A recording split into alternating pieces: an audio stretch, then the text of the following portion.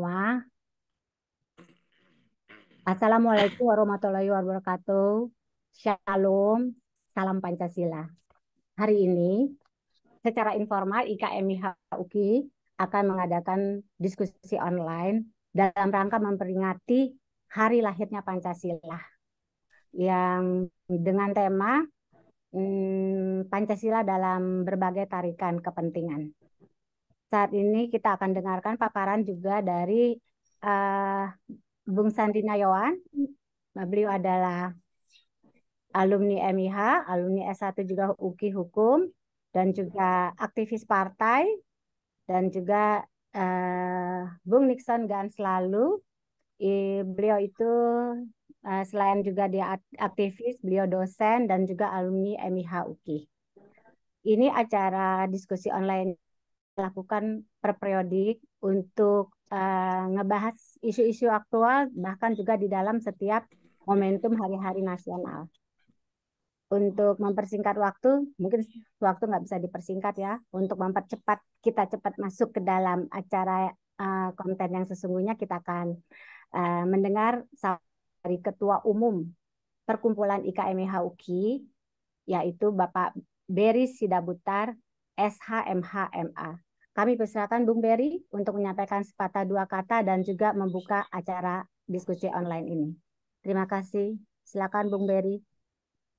Baik, terima kasih. Selamat siang. Selamat siang. Siang. Shalom. Shalom. Assalamualaikum warahmatullahi wabarakatuh. Waalaikumsalam. Om Swastiastu, Namo Buddhaya, Salam Pancasila. Yep.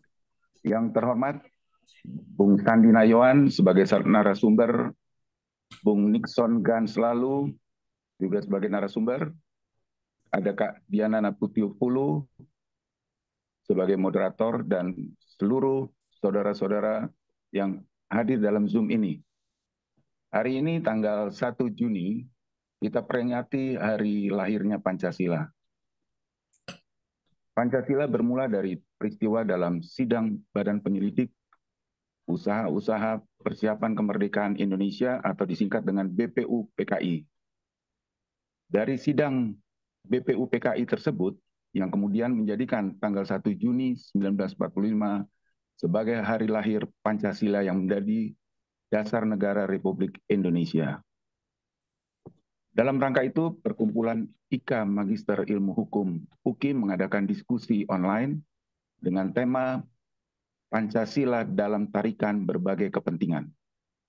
Tema ini menarik untuk didiskusikan menjelang tahun politik karena banyak kepentingan di Republik kita ini. Saya kira tanpa berlama-lama, maka saya ucapkan selamat berdiskusi. Terima kasih, Tuhan memberkati. Terima kasih Bung Beri. Shalom. Shalom. Ya, shalom. Oke, untuk selanjutnya, karena waktu kita hanya 2 jam, dan teman-teman yang hadir di sini juga banyak mau berdiskusi, kita kasih untuk pertama kali Bung Nixon untuk menyampaikan gagasannya tentang Pancasila. Silakan Bung Nixon, waktu 10 menit. Baik, terima kasih Ibu Moderator, Bung Beri Sidabutar, Ketua Umum Alumni Magister Hukum UKI, Bapak Ibu sekalian, peserta diskusi yang sangat saya hormati. Salam Pancasila. Salam. Kita patut bersyukur bahwa sebagai bangsa kita dianugerahkan Tuhan untuk hidup dalam suatu negara yang bernama Pancasila, yang bernama Indonesia. Secara kontekstual, Indonesia ini adalah sebuah, ya boleh dikatakan kalau saya mengutip pendapat John Titalei, itu adalah sebagai fenomena baru. Karena Indonesia terdiri dari berbagai macam suku, budaya, agama, ya, bahkan tidak hanya agama-agama negara, tapi agama-agama yang lain juga yang di luar agama resmi negara. Dikatakan sebagai sebuah fenomena baru itu seperti apa? Ya, di Indonesia itu ada orang Aceh, ada orang Batak, orang Melayu, orang Papua, ya, orang Ambon, orang Timor, orang Rote, orang Jawa, Sunda, dan sebagainya. Itu adalah sebuah realitas. Nah, realitas ini, Ibu Bapak sekalian, merupakan sebuah fakta yang tidak bisa kita tolak. Oleh karena itu, dalam kehidupan kebangsaan, ya, berbagai kepelbagaian dalam konteks bangsa kita ini harus kita terima, ya. Tidak usah kita mempersoalkan, tetapi berbagai kepelbagaian itu harus kita lihat sebagai suatu kekuatan untuk mempertahankan keutuhan kebangsaan ini. Nah, sedikit saya mungkin Bapak Ibu sudah tahu banyak juga tentang sejarah lahirnya Pancasila. Tadi sudah sedikit disinggung oleh Pak Ketua Umum kita mengenai BPUPKI, Badan Penyelidik Usaha-Usaha Persiapan Kemerdekaan Indonesia. Jadi ketika penyampaian gagasan pemikiran oleh Bung Karno pada tanggal 1 Juni saat itu, muncul pertanyaan dari Ketua BPUPKI waktu itu, yaitu Dr. Rajiman Widyodiningrat. Beliau mengatakan, kalau nanti kita mau mendirikan satu bangsa sebagai negara merdeka, apa dasarnya yang harus kita pakai, yang harus kita gunakan sebagai landasan untuk negara Indonesia ke depan? Secara singkat, ya, Bung Karno dengan begitu brilian, begitu cemerlang dalam menyampaikan pidato pada saat itu, dia menyampaikan yang namanya Pancasila, tapi sila saat itu adalah bukan seperti sekarang, ya, yaitu kebangsaan. Yang kedua itu adalah internasionalisme, ya. Kemudian sila ketiga itu menyangkut soal kesejahteraan, ya. Dan sila keempat, ya, kerakyatan, dan yang kelima itu adalah ketuhanan, ya. Nah, saya coba mencermati kenapa pada saat itu lebih dulu disebut oleh Bung Karno sebagai nasionalisme, sila pertama itu, karena situasi saat itu kita masih dalam negara Indonesia, para pendiri bangsa saat itu masih dalam kerangka memperjuangkan untuk mencapai kemerdekaan. Itu catatan yang pertama. Jadi beliau mau mengajak seluruh bahwa kemerdekaan ini harus diperjuangkan secara bersama-sama. Catatan lain, oleh Bung Karno juga menyebut bahwa beliau hanya sebagai penggali Pancasila. Dia tidak menemukan Pancasila itu. Tapi Pancasila itu sudah ada di dalam sanubari bangsa Indonesia, ya. Beliau menggali butir-butir Pancasila itu yang kita kenal dengan 5 sila sampai saat ini, ya, 5 sila. Nah, secara kontekstual, ya, mohon maaf, saya membaca bukunya Yudi Latif dengan bukunya yang berjudul Negara Paripurna. Jadi sebagai konseptor, ya, sebagai penggali itu adalah Bung Karno. Tetapi dalam proses, ya, itu muncul dialektika, sehingga kita pernah lihat atau pernah kita tahu bahwa ada konsep-konsep lain yang muncul seperti dari Muhammad Yamin ataupun beberapa tokoh lain tentang Pancasila itu. Tapi semuanya melihat bahwa Bung Karno adalah penggali dari Pancasila itu. Nah, salah satu yang kita tahu bahwa lahirnya Piagam Jakarta, ya, yaitu ketuhanan yang Maha Esa dengan kewajiban menjalankan syariat-syariat Islam bagi pemeluknya, ya, bagi pemeluknya. Nah, kemudian dalam proses selanjutnya ini disikapi oleh para founding fathers yang lain, tokoh-tokoh bangsa misalnya dari wilayah timur seperti Yohanes Latuharhari, Maramis dan sebagainya, bahwa kalau tujuh kata itu tidak dihilangkan, ya, tidak dihilangkan atau tidak dihapus, maka pada saat itu ya tokoh-tokoh dari Indonesia Timur tidak akan bergabung dengan negara Indonesia Merdeka. Nah, sehingga dengan begitu arifnya mereka kembali berunding, berkompromi, sehingga tujuh kata itu dihapus. Ya. Nah, terus terang saja, yang gagasan untuk menghilangkan ini, ya, itu tokoh-tokoh seperti kita lihat Wahid Hasim. Wahid Hasim ini adalah ayah dari Gus Dur, Kiai Haji Abdurrahman Wahid. Kemudian Muhammad Hatta, ya, dan lain-lain. Ini adalah sebuah kesepakatan, ya, sebuah komitmen yang begitu baik bahwa Indonesia yang lahir, Indonesia, negara Indonesia yang akan dibentuk itu adalah dari semua untuk semua. Tidak hanya terbatas pada etnis, golongan, atau agama tertentu. Indonesia adalah milik semua. Sehingga kalau kita mau kritisi secara ilmiah, ya, secara menurut dasar ilmu pengetahuan kita, sebenarnya finalisasi Pancasila ini tidak semata-mata dari pikiran Bung Karno. Beliau menginspirasi, tetapi sudah banyak ide, sudah banyak masukan yang disampaikan oleh para tokoh bangsa pada saat itu. Ini sekilas tentang apa yang dikatakan oleh Yudi Latif dalam bukunya Negara Paripurna. Nah, dalam konteks kekinian, ya, sebagaimana topik Pancasila dalam berbagai tarikan kepentingan. Nah, kita semua barangkali sebagai saksi sejarah juga, kita di room ini, di era Orde Baru misalnya, itu Pancasila sering diposisikan sebagai alat, ya, sebagai alat untuk melegitimasi kepentingan kekuasaan pada saat itu. Jadi proses demokratisasi, ya, perbedaan pendapat itu seolah-olah dinafikan. Kemudian dasarnya apa? Tidak boleh berbeda dengan kekuasaan, tidak boleh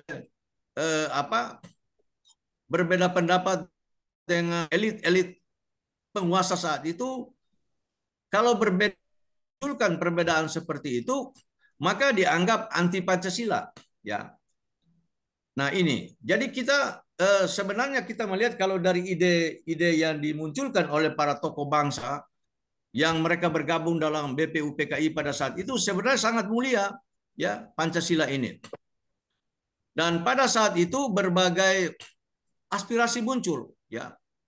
Sebagian menghendaki supaya negara kita itu adalah negara yang berdasarkan kebangsaan. Sebagian lagi muncul sebagai Indonesia itu didasarkan pada agama tertentu. Itu muncul pada sidang-sidang BPU PKI pada saat itu. Bahkan muncul ide komunisme pada saat itu. Semua muncul. Tapi akhirnya sampailah pada suatu konsensus bahwa negara Indonesia adalah negara kebangsaan. Nah, dalam perspektif itu, maka Pancasila ini, ya, hanya kalau kita dalam komunitas hukum disebutkan bahwa Pancasila sebagai sumber dari segala sumber hukum dan merupakan cita hukum Pancasila itu. Reh ide, ya. Artinya bahwa karakter hukum yang sesungguhnya itu ada di dalam Pancasila itu. Nah, bagaimana supaya Pancasila ini bisa disosialisasikan dalam berbagai konteks kehidupan bangsa, itu dikembalikan, ya, kepada para penyelenggara negara kita dalam menjalankan tugas profetisnya masing-masing, ya. Dalam tugas profetis masing-masing. Nah, saya mungkin, ya, Ibu Dina maupun yang lainnya punya pengalaman ketika di Orde Baru itu, ya, apalagi di akhir-akhir Pak Harto mau mundur itu luar biasa tekanan-tekanan pada saat itu, ya. Tapi yang dimunculkan itu adalah sering, ya, para mahasiswa ataupun mereka yang bersikap kritis terhadap kekuasaan pada saat itu dianggap anti Pancasila, ya. Dianggap anti Pancasila. Jadi kepentingan, ya, kepentingan mereka dikedepankan, tetapi yang menjadi apa ya, alat itu adalah Pancasila, tapi sesungguhnya mereka mengatakan anti Pancasila itu, tetapi sebenarnya bukan Pancasila itu yang diperjuangkan, tetapi untuk kepentingan mereka, tapi Pancasila hanya menjadi alat. Nah, kemudian ini bergeser ya, ketika kita memasuki reformasi, muncul gagasan-gagasan lain yang notabene berkeinginan untuk menggantikan dasar negara Pancasila dengan dasar negara yang lain. Ini adalah kepentingan-kepentingan yang kita lihat, dan ini masih terjadi sampai saat ini, ya, masih terjadi sampai saat ini. Nah, untuk itu, oke, kita tidak bisa lepas dari berbagai kepentingan, apalagi di tahun politik ini, kepentingan ya, pilihan-pilihan politik kita juga.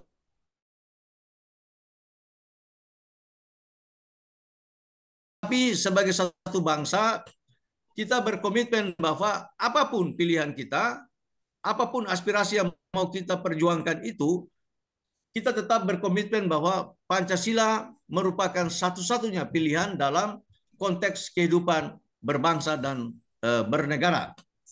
Jadi selain Pancasila tidak bisa, kita akan pecah, dan mungkin saya akan ketemu dengan Pak Simanjuntak, kita mungkin pakai paspor, begitu ya. Dengan Pak Ansel mungkin kita pakai paspor juga. Kalau tanpa Pancasila, kira-kira begitulah. Menutup paparan saya yang singkat ini, nanti ada Bung Sandy dan yang lain-lain juga. Suatu ketika, ya, ini ikuti diskusi di Yogyakarta pada tahun 88, itu seorang tokoh mengatakan, ya, saat itu menyampaikan bahwa suatu ketika ada dialog menarik antara Pak TB Simatupang. Pak TB Simatupang ini jenderal dan pendiri UKI, dengan Mukti Ali, ya, Profesor Mukti Ali. Mukti Ali ini pernah Menteri Agama pada zaman Pak Harto. Nah, Pak Mukti Ali, Profesor Mukti Ali bertanya kepada Pak Sim, Pak Jenderal, apakah Pak Jenderal yakin Pancasila itu bisa dilaksanakan? Pak Sim mengatakan begini, Pancasila itu ibarat gelas kosong, ya. Jadi supaya gelas itu berfungsi harus kita isi. Ya, itu kata Pak Sim. Dengan kata lain bahwa Pancasila tidak sebatas konsep, ya, tidak sebatas yang diucapkan oleh para tokoh bangsa terdahulu, tapi harus diimplementasikan dalam kehidupan berbangsa dan bernegara. Sehingga Pak Sim sering mengatakan bahwa apapun yang kita lakukan, pembangunan yang kita laksanakan di dalam kehidupan kebangsaan kita, itu adalah dalam perspektif pengamalan Pancasila. Itu. Jadi kita tidak boleh bosan-bosan, apalagi kita sebagai keluarga besar UKI, kita sudah taken kontrak ini. Apapun juga, ya, Pancasila itu ya sudah harga mati untuk membangun bangsa ini. Meskipun dengan cara yang berbeda, tetapi Pancasila menjadi domain kita. Barangkali sementara itu dulu Ibu Moderator, dan nanti ada Bung Sandy Nayawan juga. Terima kasih. Oke, terima kasih Bung Nixon. Sebenarnya kelahiran Pancasila pun lahir di berbagai banyak ideologi. Ada liberalisme barat, Ya. fasisme, Nazi saat itu, Marxis dan komunisme. Tetapi dengan berjalan waktu seperti Bung Nixon bilang, ada berbagai macam kepentingan yang menarik Pancasila ke kanan dan ke kiri, ke ya agama dan sebagainya. Dan juga waktu pas Orde Baru dikatakan oleh Bung Nixon bahwa Pancasila menjadi alat legitimasi untuk menjaga kekuasaan elit. Ya, berbeda dengan elit berarti melawan Pancasila. Dan saat ini pun ada tarikan-tarikan yang seperti Bung Nixon bilang bahwa menjelang perebutan kekuasaan tahun 2020, suksesi kita ya 2024, itu juga banyak tarikan-tarikan, bahkan yang mau menggantikan Pancasila pun semakin banyak dengan berbagai versi. Larat mungkin Pak Nixon, Pak TB Simatupang bukan pendiri UKI, dia salah satu yayasan, ya pernah menjadi yayasan UKI. Pendiri UKI itu adalah Todung Mulia dan juga Kiam Hin, sama satu lagi siapa tuh? Ada 3. Todung Mulia, Pak Benyamin Thomas Philip ya. Ya, ya. Mohon maaf. Makasih koreksinya. Oke, karena kita di UKI ya. Untuk selanjutnya silakan Bung Sandi berikan beberapa gagasan untuk memicu diskusi kita siang hari ini. Silakan. Shalom. Shalom. Shalom. Assalamualaikum warahmatullahi wabarakatuh. Waalaikumsalam. Waalaikumsalam. Kita semua salam sejahtera. Ini tentunya suatu hari yang luar biasa yang ini kalau bukan kebaikan Tuhan kita tidak bisa berkumpul. Iya. Kita dalam keadaan sehat semua dan kali ini kita akan bergabung bersama-sama membahas. Sebelumnya memang bahasannya ini cukup menarik sekali. Tadi sudah disampaikan oleh Pak Nixon dan sangat luar biasa. Dan pada kesempatan ini biarlah ini menjadi suatu silaturahim lagi untuk kita semua, untuk Bapak Ketum kita, juga Ibu Sekjen kita, Ibu Dina, dan juga semua senior-senior saya yang sudah hadir di sini. Selamat siang. Izinkan saya untuk share ya, Bu Sekjen. Ya, silakan. Silakan. Ya, mohon izin kita. Oh, mungkin saya mesti dimasukkan ya, atau gimana? Saya share ke Bu Sekjen? Udah bisa langsung. Sudah bisa. Nah, udah dibuka. Bisa kan? Belum bisa ini. Kirim aja ke saya, coba. Baik.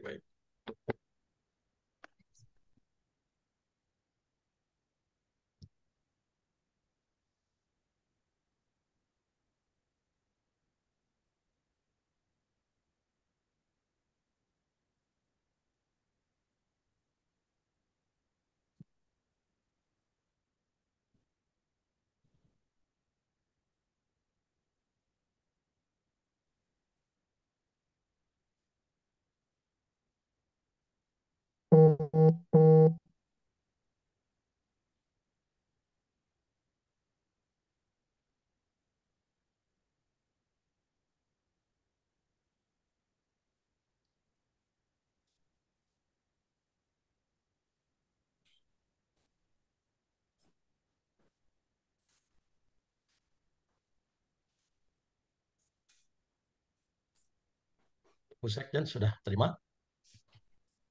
Ya, sebentar.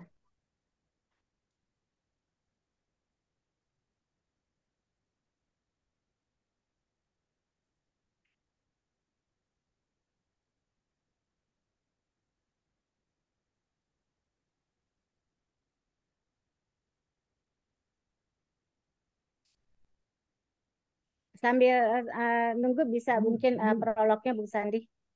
Baik, ya kita langsung saja sambil menunggu.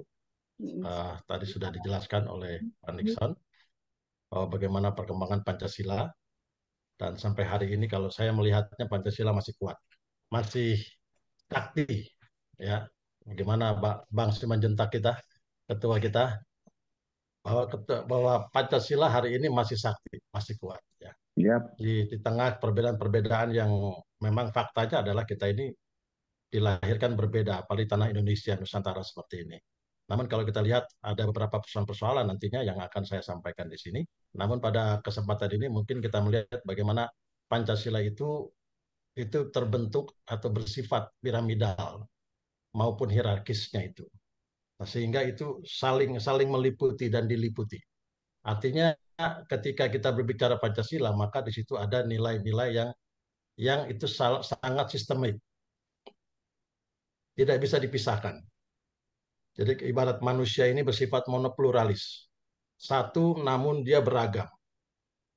Nah, kalau kita lihat daripada aspek ontologis manusia itu sendiri, kita ini terdiri dari beberapa fungsi-fungsi.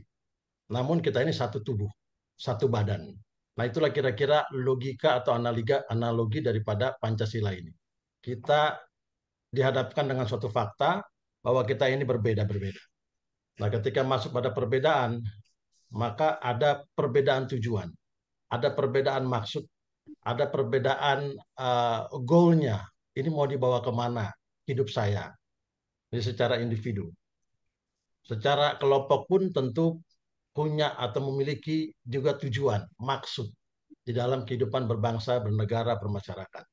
Nah, kalau ketika kita melihat bahwa Pancasila ini bersifat piramidal dan hierarkis, maka nilai-nilai yang ada di dalam sila pertama Ketuhanan Maha Esa itu akan meliputi sila-sila yang di bawahnya. Sila kedua, sila ketiga, sila keempat, sila kelima. Sila kedua tidak bisa meliputi sila pertama. Sila ketiga tidak bisa meliputi sila pertama. Sila keempat tidak bisa meliputi sila pertama. Sila kelima pun tidak bisa meliputi sila pertama. Mereka hanya meliputi sila-sila di bawahnya. Itulah yang disebut dengan causa prima, yaitu ketuhanan Maha Esa. Kita bersyukur bahwa bangsa kita ini dilandasi dengan nilai-nilai ketuhanan yang Maha Esa. Sehingga hal-hal yang menjadi persoalan-persoalan bangsa ini itu diingatkan, disadari bahwa kita ini bersumber dari Tuhan, lahir dari Tuhan, diciptakan oleh Tuhan. Maka kita memiliki nilai kemanusiaan yang adil dan beradab. Kita memiliki nilai kita ini adalah bangsa yang bersatu, satu, persatuan Indonesia. Kita ini memiliki nilai kerakyatan yang dipimpin oleh hikmat kebijaksanaan dalam permusyawaratan perwakilan. Semuanya itu berlandaskan kesepakatan musyawarah terlebih dahulu. Dan berikutnya kita ini berlandaskan atau memiliki nilai pentingnya keadilan sosial bagi seluruh bangsa Indonesia. Nah, inilah beberapa saja untuk mengingatkan kita bagaimana Pancasila itu. Mungkin yang pertama itu adalah kita lihat, mohon izin Ibu Sekjen, landasan historis tadi sudah dibacakan, ini hanya sedikit sekedar saja bahwa terbentuk melalui beberapa peristiwa ya, dari sejarah-sejarah sejak zaman Kerajaan Kutai, kemudian Sriwijaya, kemudian Majapahit. Disitulah nilai-nilai kebangsaan, nilai-nilai ketuhanan mulai bermunculan, bersumber di situ. Sampai terus pada gejolak Asia itu sampai pada gejolak di dalam Indonesia sendiri. Munculnya Budi Utomo sampai beberapa perkumpulan ya. Nah, sampai pada tiba saya ambil dari Profesor Dr. Kailan MS, yaitu realisasi Pancasila, yaitu Pancasila sebagai pandangan hidup bangsa, sebagai filsafat bangsa, sebagai ideologi bangsa dan negara Indonesia dan fungsi lainnya, memiliki realisasi yang diambil dari nilai-nilai Pancasila itu sendiri, yang diangkat dari nilai-nilai yang ada dalam kehidupan secara nyata bangsa Indonesia yang berupa nilai-nilai adat istiadat, kemudian kebudayaan, serta nilai-nilai agama yang dimiliki oleh bangsa Indonesia sendiri sebelum membentuk negara.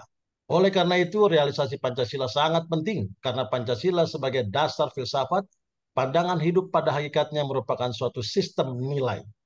Ini yang saya sebutkan tadi bahwa kita ini memiliki sistem nilai, monopluralis itu yang tidak dapat dipisahkan, yang pada gilirannya untuk dijabarkan, direalisasikan, serta diamalkan dalam kehidupan secara konkret dalam konteks bermasyarakat, berbangsa, dan bernegara. Mohon izin lanjut, Bu Sekjen. Nah, kemudian kita masuk pada pembudayaan nilai-nilai Pancasila. Pembudayaan nilai-nilai Pancasila yaitu proses pembudayaan pada domain values atau nilai. Realitas nilai adalah merupakan suatu yang hanya dapat dipahami dan dimengerti oleh manusia.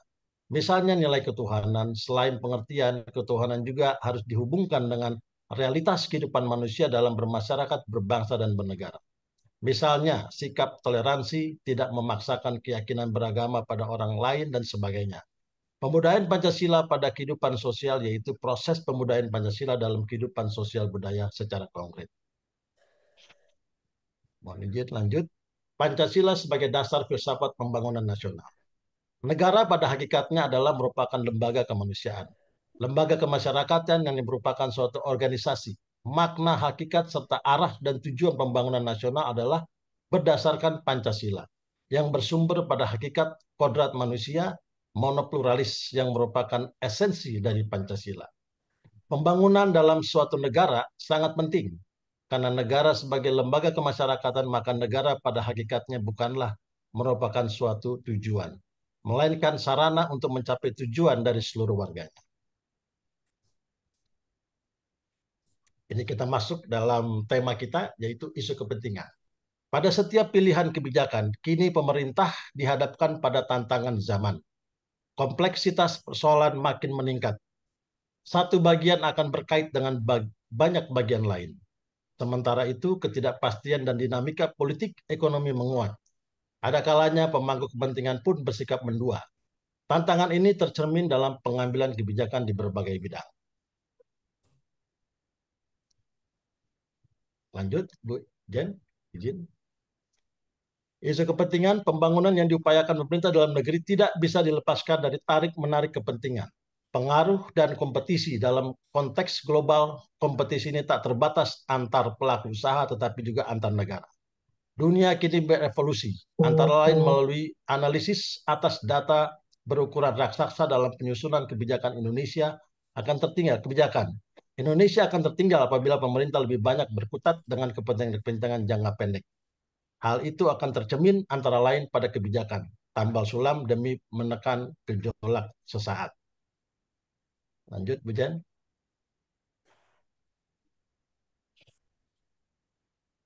Penolakan, nah ini isu yang berikutnya adalah penolakan terhadap sistem pemilu. Salah satunya dalam pembangunan nasional kita ini, yaitu terkait dengan sistem pemilu yang sekarang sedang semakin hangat ya, untuk kita tunggu hasilnya. Penolakan terhadap sistem pemilu proporsional tertutup semakin kencang. Bahkan untuk kepentingan itu, partai politik pendukung pemerintah Jokowi, Ma'ruf Amin, rela melebur dengan partai yang selama ini berada di luar pemerintahan. Mengapa sistem itu ditolak? Lalu apakah sistem proporsional terbuka yang diterapkan di pemilu saat ini sudah tersempurna? Yang terakhir, izin Bu Jen, ini masih isu kepentingan. Seperti kata pepatah, dalam politik tidak ada kawan dan lawan yang abadi, selain kepentingan itu sendiri. Kali ini kepentingan itu terkait menyeruaknya wacana perubahan sistem pemilu. Dari proporsional terbuka ke tertutup, yang mengiringi langkah uji materi pasal terkait proporsional terbuka dalam Undang-Undang Pemilu ke Mahkamah Konstitusi. Jadi ini mungkin yang saya bisa sampaikan terkait dengan beberapa kaitannya dengan Pancasila dalam berbagai tarikan kepentingan. Nah, kalau kita lihat dalam tarik menarik kepentingan itu, ini tidak hanya masuk wilayah tertentu, tetapi ini bisa masuk ke sendi-sendi semua, baik politik, sosial, ekonomi, pertahanan, keamanan. Ini akan menjadi persoalan kita. Nah, sehingga yang menjadi kekuatan yang awal tadi saya sudah sampaikan, bahwa hari ini Pancasila masih sakti, masih kuat di tengah persoalan atau konflik yang sedang kita hadapi. Baik dalam hal ekonomi, memang ketika masuk pada soal kepentingan, contoh kepentingan ekonomi bidang pangan. Dalam hal pangan ada beberapa di sini stakeholder yang akan memiliki kepentingan. Baik dari stakeholder yang memproduksi, kemudian stakeholder yang mengkonsumsi. Lalu bagaimana peran pemerintah di sini dengan berbagai macam program, subsidi pupuk, subsidi berbagai macam untuk kebutuhan atau alat-alat maupun untuk penguatan pertanian. Nah, ini pun juga akan menjadi persoalan. Pemerintah belum tentu benar, dianggap benar, bahkan dianggap salah. Kemudian dalam hal investasi, pemerintah dalam berbagai macam program pun sudah memunculkan macam-macam program untuk bagaimana menarik investor masuk ke Indonesia. Nah, tetapi di sini pun juga ada tarik-menarik kepentingan. Banyak sekali kalau kita melihat persoalan-persoalan ekonomi yang akhirnya itu melibatkan kebijakan pemerintah ini yang harus dapat mengakomodir semua kepentingan. Padahal faktanya tidak mungkin. Tidak mungkin semuanya itu terakomodir. Apalagi kita bicara mengenai kepentingan dari sudut pengusaha, ya. Itu juga punya kepentingan. Kemudian dari sisi konsumen juga punya kepentingan. Pengusaha dengan modalnya itu mungkin berinvestasi di dalam pertanian misalnya. Sehingga para petani-petani ini juga merasa terselamatkan. Tetapi dari sisi juga mereka juga ingin punya ada off-taker-off-takernya di situ. Bagaimana cara mereka memiliki akses off-taker di situ. Nah, apakah pemerintah membuka ruang kepada para petani untuk off-taker itu? Nah, ini sekedar saja untuk kita diskusikan berbagai aspek ya, sampai pada akhirnya masuk kepada kepentingan-kepentingan politik. Kepentingan politik itu kita lihat faktanya ada beberapa partai.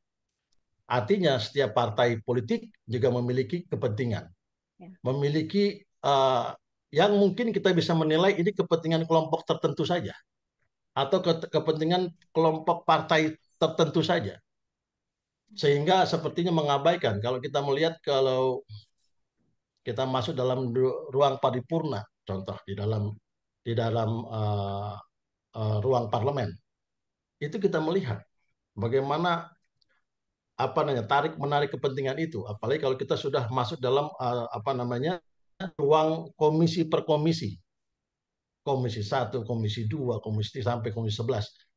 Ini semua itu akan kita lihat dinamika atau variasi-variasi kepentingan-kepentingan yang akan kita saksikan. Tetapi kayak kalau saya amati di sini adalah bahwa kekuatan Pancasila itu luar biasa. Apapun perbedaan di dalam kepentingan-kepentingan itu, tarik menarik sekencang apapun itu ketika ditarik ke atas Pancasila, itu mulai mengerem semua.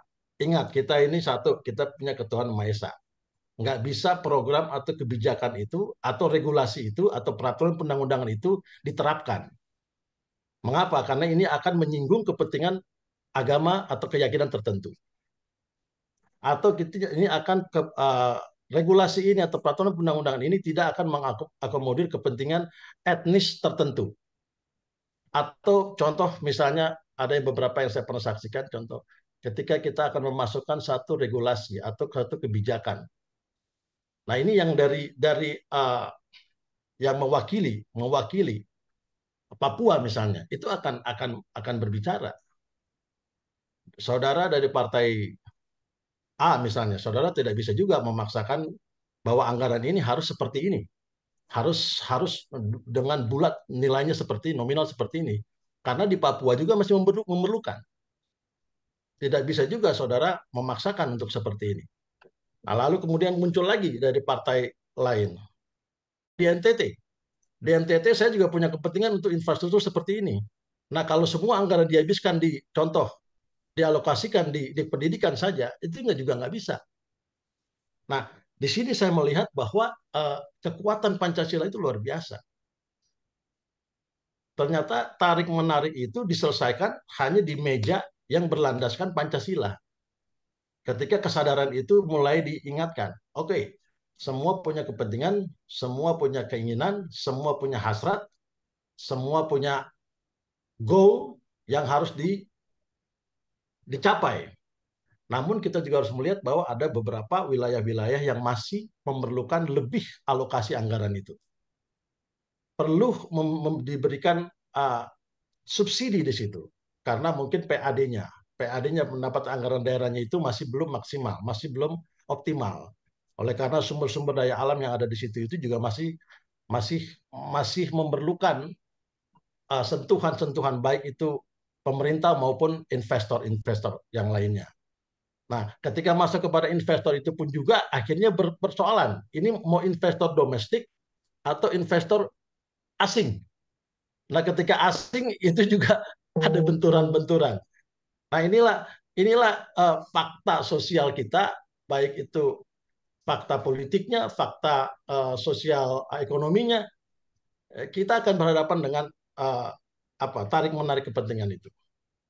Nah, tetapi ini yang mungkin kita bisa diskusikan, termasuk ini sekarang fakta kita sedang menunggu, ya Ketua Simanjuntak, kita sedang menunggu ini proporsional tertutup atau terbuka, gitu, Pak Ketum, Siap. Pak Beri. Siap. Nah, kalau sudah masuk ke situ, ini kita boleh diskusikan juga. Siap. Ya, mungkin itu saja untuk sementara untuk bahan diskusi kita di yang hari ini. Oke, Bu Sekjen. terima kasih Bung Sandi. Ya, Ya. jadi dikatakan Bung Sandi bahwa Pancasila itu harus ada nilai-nilainya, yaitu ada toleransi dan tidak memaksakan kehendak, berani berbeda di dalam setiap forum, dan berbeda itu bukan berarti musuhan. Ya, secara filsafat Pancasila itu adalah pembangunan nasional, baik manusianya maupun lembaga negara itu atau institusi-institusinya. Dan ada isu yang saat ini kekinian adalah bagaimana Pancasila itu tarik-menarik juga di dalam politik, apa yang saat ini sedang digugat di Mahkamah Konstitusi. Apakah nanti pemilu kita adalah proporsional tertutup atau sistem proporsional terbuka? Saat ini kita sistem proporsional terbuka sejak reformasi, dan hasilnya adalah yang terpilih adalah orang-orang kaya dan artis-artis. Gak semua artis itu bodoh, tapi banyak ya. Bahkan juga di di pilkada juga banyak yang terkenal itu apa? Orang kaya yang bisa masang baliho di mana-mana, atau artis-artis. Ya, atau enggak orang-orang yang membuat bahwa keluarganya akan meneruskan. Saat ini saya bupati, besoknya adalah anak saya, besoknya lagi adalah istri saya, besoknya lagi keponakan saya, dan itu terjadi di beberapa daerah. Bahkan banyak daerah ya. Terus habis itu kalau proporsional tertutup, apakah itu balik seperti di Orde Baru? Nah, apakah yang seperti itu proporsional tertutupnya? Nah, ini masih debatable dan kita lihat bahwa itu digugat di MK dan hasilnya seperti apa. Oke, saya setuju proporsional tertutup supaya enggak orang yang hanya orang kaya dan orang artis-artis yang hanya membawa nama ini yang ada di pemerintahan daerah maupun di legislatif. Tetapi apakah pada pemilu saat ini itu diberlakukan? Pada saat orang-orangnya sudah ditetapkan menjadi caleg gitu. Pada saat sebentar lagi akan mulai session kampanye. Apakah itu saat ini ataukah nanti pemilu yang akan datang? Itu mungkin yang masih kita bisa perdebatkan. Selain kita mungkin nanti akan lihat keputusan MK. Silakan teman-teman, ada yang mau kasih pendapat atau mau bertanya atau menyanggah? Silakan.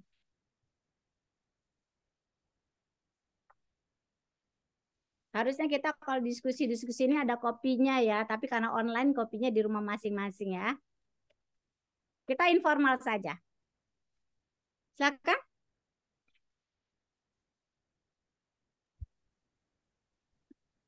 Bu Elna.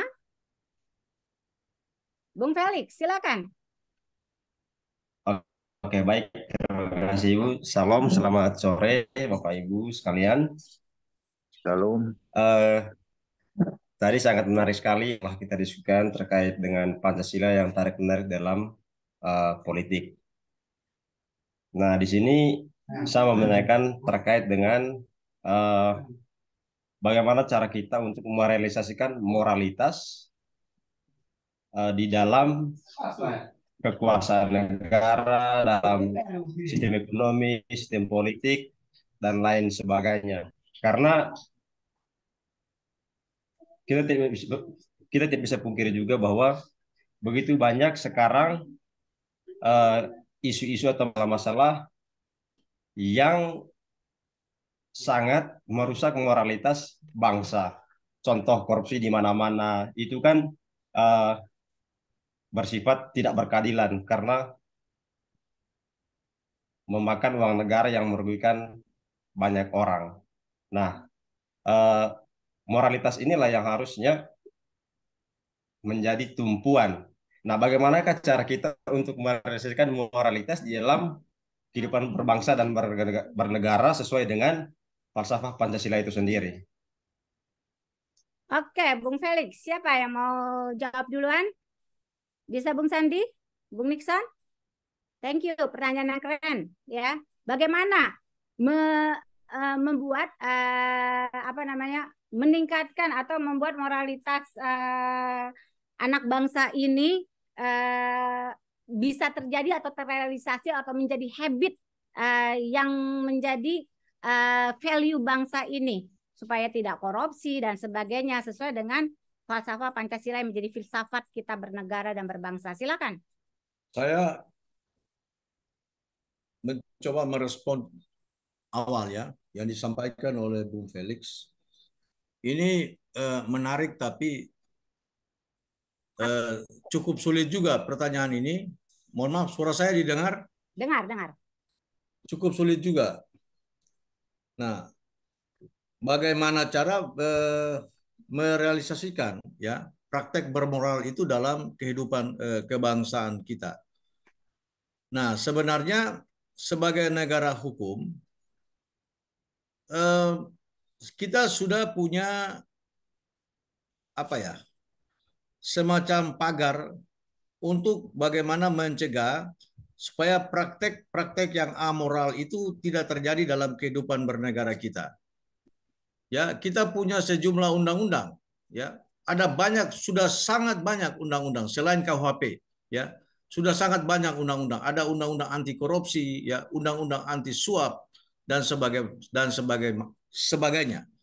Tapi faktanya ternyata korupsi justru tumbuh semakin menggila, Bung Felix, di era sekarang ini ya. Bahkan kalau menurut sebagaimana yang dikonstatir oleh Pak Prof. Mahfud MD, disebutkan bahwa terjadinya korupsi saat ini itu jauh lebih hebat ketimbang di era Orde Baru. Ya, itu beberapa catatan yang disampaikan. Nah, lantas apakah kita harus menyerah dengan praktek-praktek korupsi ini? Tentu saja tidak. Harus kita mencari kiat-kiat baru, ya. Kiat-kiat baru ya, tentu tetap kita mengedepankan hukum. Ya, kita tetap mengedepankan hukum. Tapi barangkali ya yang perlu kita lakukan adalah ini perlu ada konsensus bersama, Bung Felix. Ya, ini mungkin terlalu ideal, tapi harus kita ke sana. Ya, sebelum pemilu 2019, saya pernah ikuti satu diskusi. Ya, pembicaranya itu Prof. Jimli Asidiki. Dia bilang begini. KUHP kita ya bahkan sekarang ya saat itu dia bilang sekarang kita sudah sebentar lagi kita punya KUHP yang baru dan sekarang kita sudah punya KUHP yang baru tapi nanti sekitar 2 tahun lebih lagi baru diberlakukan dan undang-undang yang lain tapi itu juga tidak mampu mengatasi praktek-praktek yang amoral korupsi tadi misalnya ya sudah banyak koruptor yang masuk penjara tapi itu tidak bisa membuat mereka tobat bahkan semakin menggila gitu loh. Lantas apa caranya? Ini yang menjadi pikiran harus kita pikirkan bersama. Nah, barangkali yang perlu kita mungkin di diskusi kita ini, mungkin setelah ini ya, kita harus ada diskusi yang kelanjutan dari ini, yaitu bagaimana kita merumuskan konsep etika bernegara, Bung Felix. Konsep etika bernegara itu yang harus kita rumuskan ya barangkali ini sebagai sumbangsi pemikiran keluarga besar IKA Magister Hukum UKI kepada bangsa ini ya. Kita harus sampaikan itu. Etika bernegara. Artinya paling tidak muncul kesadaran ya, mohon maaf, mohon izin. Kalau di agama kita masing-masing kita masih takut dosa ya. Kita masih takut dosa, itu masih ada gitu loh. Tapi ketika kita keluar dari kehidupan beragama kita udah hilang semua tuh. Udahlah, dia juga bisa korupsi kok. Kenapa saya nggak bisa? Mumpung ini kesempatan, mumpung saya menjabat dan seterusnya. Ya. Nah, bagaimana kita bisa ciptakan sebuah value nilai seperti yang dikonstatir oleh Bung Sandi tadi, supaya ketakutan dalam petik atau kesadaran dalam beragama itu dia menjadi berbanding lurus dengan kesadaran ketika kita hidup dalam suatu bangsa yang bernama Indonesia yang plural ini. Paling tidak harus ada rasa malu dalam diri kita. Oh janganlah, gini-gini dan seterusnya. Nah ini belum muncul. Jadi kalau saya melihat kesadaran kita dalam konteks katakanlah bahwa itu tidak baik itu hanya saat-saat tertentu. Tapi dalam praktek saat ini, ya mohon maaf ya, Bung Seni aktif di salah satu parpol saya tahu. Tapi kita lihat sekarang ini praktek-praktek yang terjadi.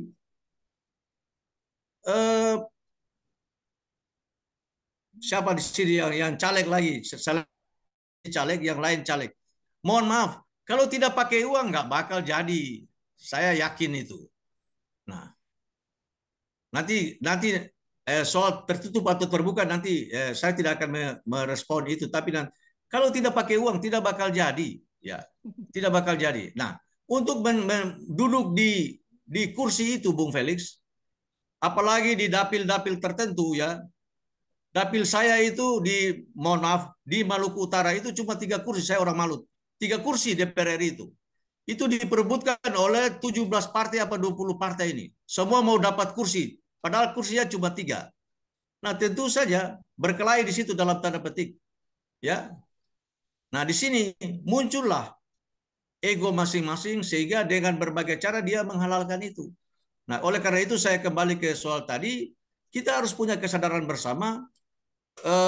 Saya berpikir bahwa sudah waktunya keluarga besar IKMHU kini membuat suatu konsep bagaimana kita memiliki etika dalam bernegara itu. Supaya kita punya kesadaran bahwa ini boleh, yang ini tidak boleh. Terima kasih, Ibu Moderator. Oke, jadi seperti ini ya, blueprint, white book. Ya, Seperti. ya. Oke, Bung Sandi, ada masukan? Ya, terima kasih. Pak Felix, pertanyaannya itu, ini memang kalau kita lihat tadi Pak Nixon sudah menyampaikan terkait dengan kesadaran kita ya. Kesadaran kita sebagai bangsa, sebagai masyarakat, sebagai individu. Dan sebenarnya kita punya, yang tadi Bu Sekjen sampaikan, punya blueprint. Blueprint itu adalah ya 5 sila itu. Dan kemudian itu diturunkan, mulai diperluaskan. Itu yang kita, kalau dulu kita pernah belajar ada norma, yaitu norma agama, norma kesusilaan, norma kesopanan, dan terakhir ini norma hukum. Nah, ukurannya moralitas kita ini tentu kita mengukur diri itu dengan tadi norma-norma tadi. Apakah norma agama kita ini tadi yang masalah dosa, kita melakukan dosa atau tidak, ini kan kita yang mengukur.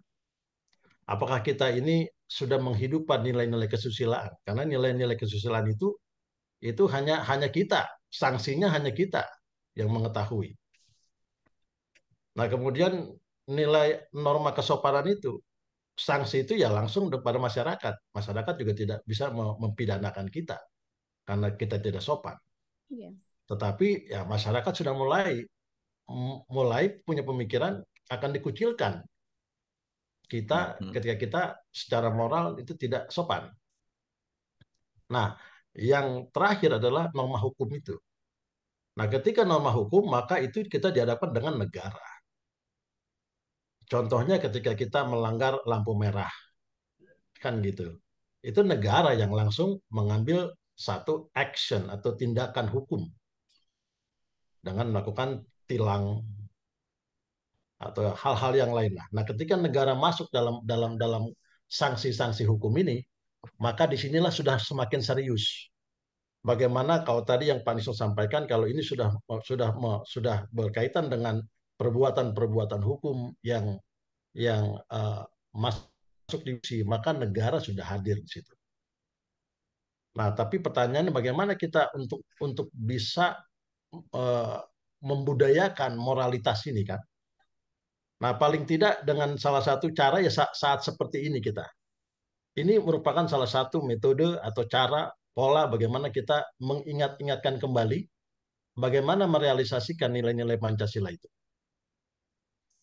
Apakah itu melalui seminar seperti ini, apakah itu melalui pendidikan, apakah itu nanti di tempat atau ruang-ruang kerja kita itu paling tidak ada 1, 2 atau dalam beberapa waktu tertentu ya, entah sebulan sekali. Itu juga mulai kalau kita ke Amerika itu kan atau ke beberapa negara itu sering dimunculkan ideologi-ideologi mereka, bendera-bendera mereka, lambang-lambang negara mereka. Itu salah satunya adalah salah satu upaya untuk mensosialisasikan, juga upaya untuk memberi membangun kesadaran kembali. Oh, I am American. Yes. I am Germany misalnya. I am a Dutch. I am Indonesian. Nah, ketika itu apa ya, semakin disosialisasikan, mau tidak mau kita akan tersadarkan ada sebenarnya nilai-nilai itu.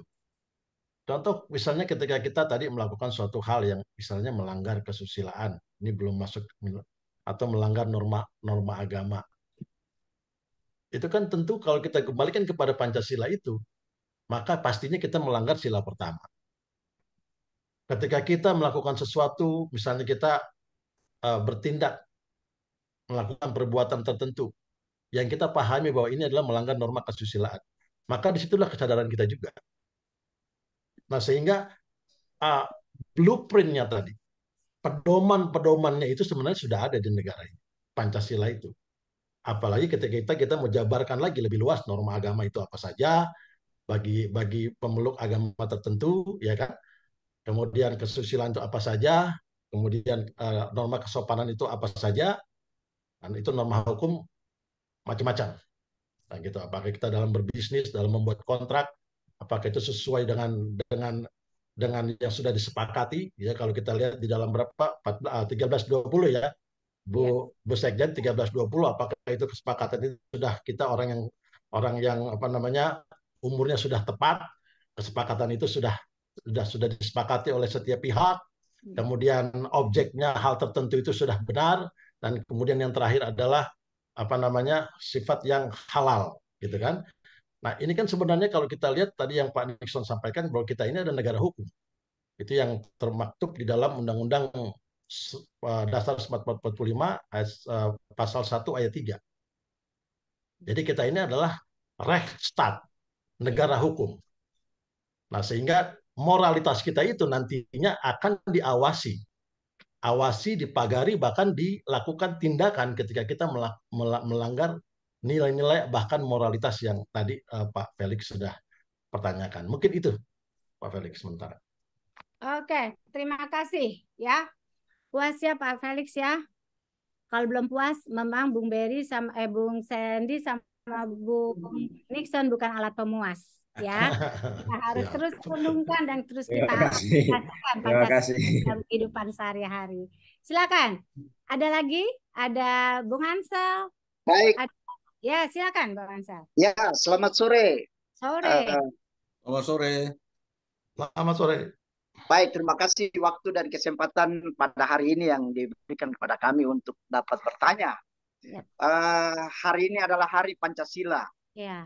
Nah, landasan kita Undang-Undang Dasar 1945 adalah negara kita berdasar pada ideologi Pancasila.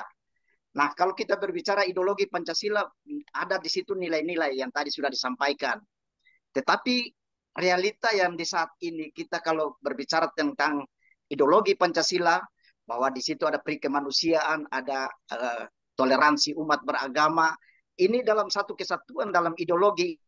Tetapi dalam hal realita, apakah itu ideologi ini hanya sebuah lambang atau hanya sebuah dasar saja, sehingga tidak bisa kita menerapkan kepada bangsa kita atau negara kita yang pada saat ini hancur ya.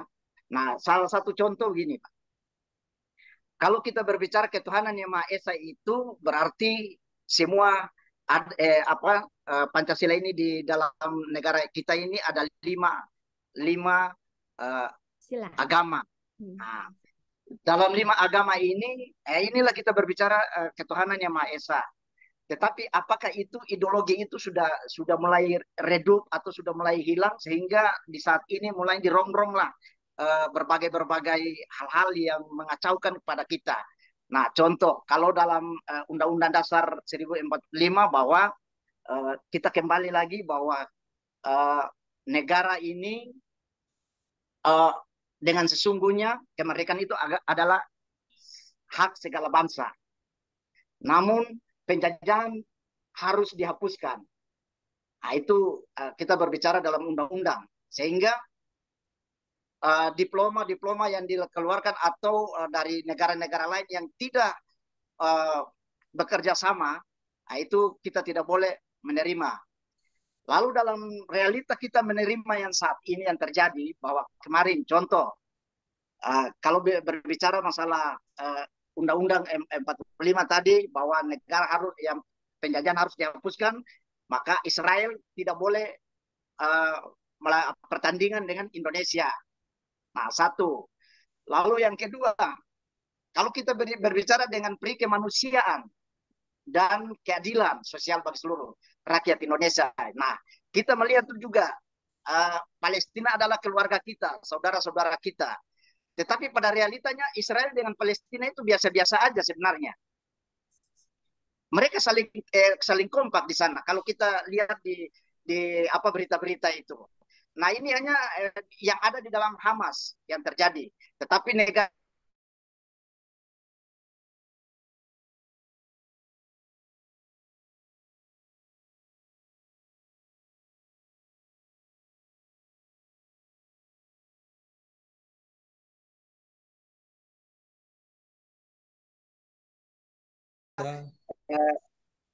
undang-undang kita begitu.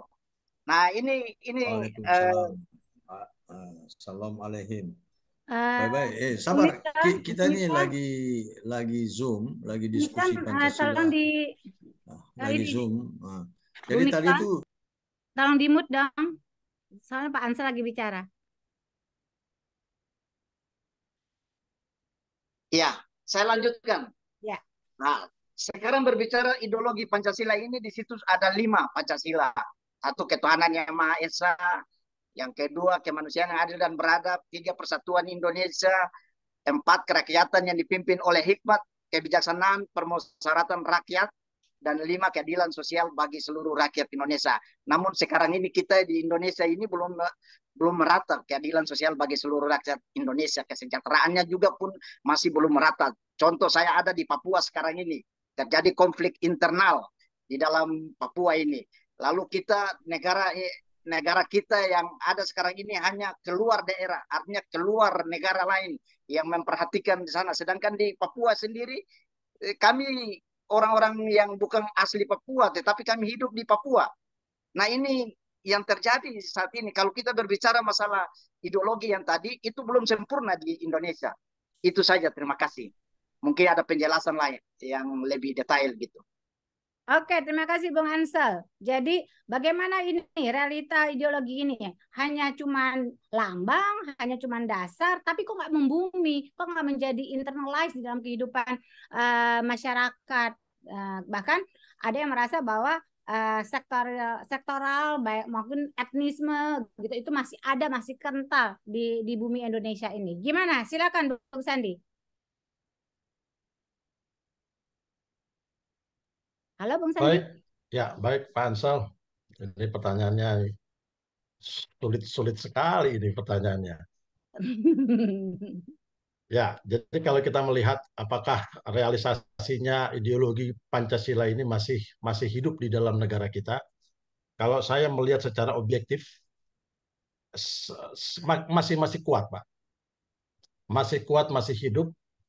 Kalau kita bandingkan negara-negara lain dengan berbagai macam konflik-konflik yang sedang dihadapi hari ini, peperangan-peperangan negara-negara itu, dibandingkan dengan kita Indonesia ini kita masih boleh berbangga dan bersukaria oleh karena kondusivitas daripada negara kita ini masih bisa kita rasakan sebagai masyarakat. Nah, ketika tadi Bapak sampaikan ada letupan-letupan, ya, di situ ada hal-hal yang mungkin dirasakan secara aspek keadilan sosial itu belum merata. Ya, memang faktanya kalau kita melihat keadilan sosial itu akan terus mewarnai, menghiasi kehidupan berbangsa, bernegara, bahkan bermasyarakat kita. Mengapa? Karena kita ini juga dianggap negara yang masih terus akan bertumbuh, berkembang. Sehingga celah-celah atau lubang-lubang yang tadi Bapak sudah ungkapkan itu secara faktual memang ada, Pak, ya. Dirasakan tidak adil dari aspek sosial. Hanya kalau kita melihat perubahan-perubahan itu, ya, perubahan by data, ya, secara data itu kita lihat bagaimana pasca kemerdekaan Republik Indonesia itu sejauh mana sekarang ini pembangunan nasional kita. Nah, kalau saya melihat itu semakin membaik, Pak. Semakin membaik. Sehingga inilah yang disebutkan dengan bahwa negara kita berjalan secara progresif. Artinya memang kita harus menyadari adanya proses di situ. Kemudian kalau kita melihat fakta daripada geografis kita, bagaimana kita ini banyaknya kepulauan-kepulauan, iya kan, belasan ribu kita kepulauan, sehingga itu bagaimana kita menyatukan secara ekonomi, apalagi contohnya ekonomi, jangan dulu politik. Secara ekonomi itu tentunya itu akan ada apa namanya perbedaan-perbedaan yang sangat signifikan ya. Untuk misalnya di wilayah tertentu ini masih belum, bahkan infrastruktur aja belum sempurna. Kayak kemarin kita lihat di media sosial, bahkan di salah satu daerah di Sumatera saja jalannya nggak jelas gitu kan, jalannya masih luar biasa. Apakah itu nanti oknumnya di situ, oknum kepala daerah di situ atau provinsi di situ yang tidak menjalankan program itu secara serius. Nah, itu kan persoalan lain. Hanya memang kalau sekali saya melihat ideologi Pancasila inilah sebenarnya pagar kita sampai hari ini yang membuat bangsa kita masih kuat sampai hari ini. Nah, ketika ada persoalan-persoalan misalnya tadi Bapak Ansel sudah menyinggung ada persoalan keyakinan, agama, masalah agama, pemerintah tetap kalau kita melihat tetap melakukan berbagai macam yang disebut dengan approach ya. Apa itu? Pendekatan-pendekatan. Pendekatan-pendekatannya itu kan kita bisa kita cermati lah bersama-sama. Artinya pemerintah tidak diam dengan adanya gejolak-gejolak misalnya berbasis keyakinan tadi. Terus dilakukan beberapa pendekatan-pendekatan, bahkan akhirnya itu harus pendekatan sanksi hukum. Nah, itu yang bisa kita amati bagaimana kerja-kerja pemerintah ini sampai hari ini terus mengevaluasi, terus mengidentifikasi permasalahan-permasalahan yang sedang dihadapi itu. Dan yang paling luar biasa, tetap itu ditarik kembali kepada Pancasila. Apakah ini contoh gejolak atau konflik yang sedang dihadapi itu, ini sudah di luar Pancasila atau masih dalam koridor Pancasila. Nah, ketika itu masih dalam koridor Pancasila, berarti ada hal-hal yang mungkin sedikit lagi pendekatan untuk perbaikan-perbaikan. Mungkin itu Pak Ansel. Oke, terima kasih Bung Sandi. Gimana Ya, Bung Miksa? terima kasih. Baik, baik. Ya, saya coba menambahkan lagi, Bung Ansel, ya, kalau kita berbicara ideologi, itu berarti kita bicara tentang paham. Ya. Kita beberapa orang yang ada di room ini, itu kita punya masing-masing paham. Ya.